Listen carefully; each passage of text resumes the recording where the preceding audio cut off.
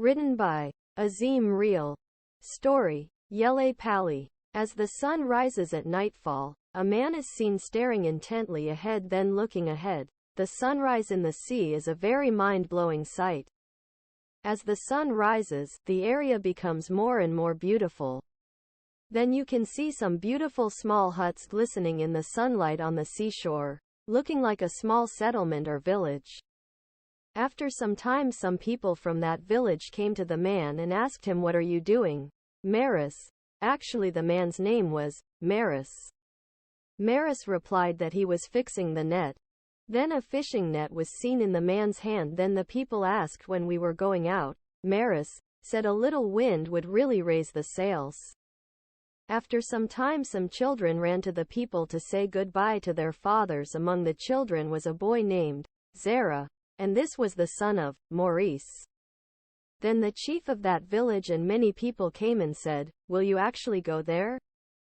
Then Maris said, "Why not, Sardar? How many more days can he sit and eat like this?" Sardar said to them, "It is okay to go, as you are ready to go, but remembering that many people have gone in the past and the place is not in our area." Then the fishermen set sail on the boat with a lot of hope and left for that unknown area. After sailing for a long time, the fishermen saw a wall of fog in the distance. It looks like a wall of fog has been created from the sky to the sea. The fishermen thought for a long time and everyone went to the middle of the wall of fog.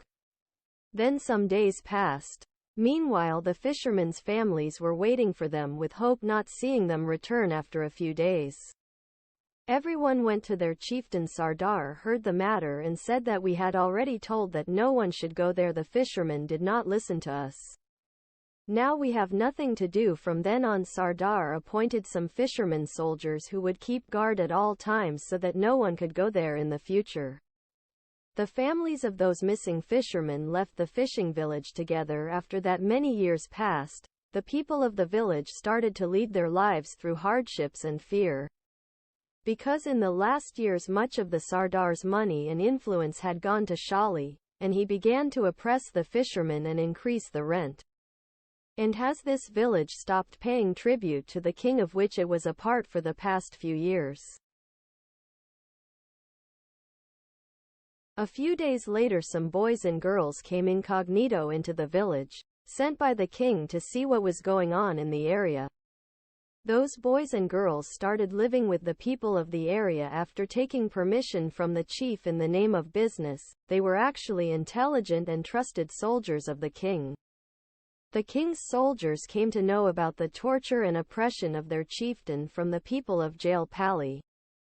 The soldiers also came to know how Sardar has increased the oppression of the fishermen, and how he is secretly making more money by doing illegal business.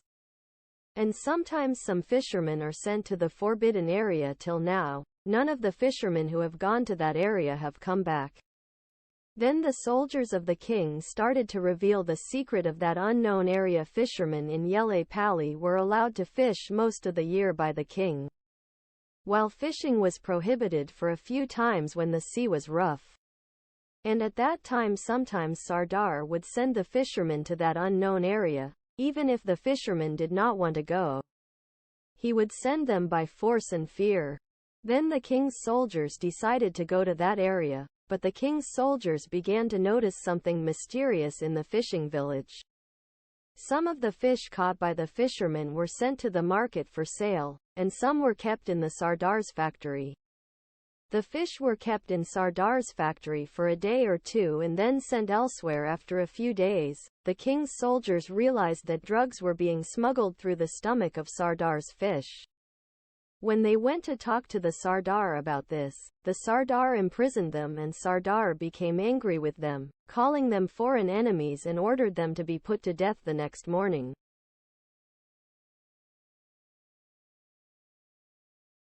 The next morning, when the king's soldiers were brought to execute him, a fight broke out between the king's soldiers and the fishermen. After fighting for a long time, the fishermen were defeated and the chieftain was captured by the king's soldiers. As the king's soldiers were well trained, the prison soldiers could not fight with them. although 2 or 3 of the king's soldiers were killed.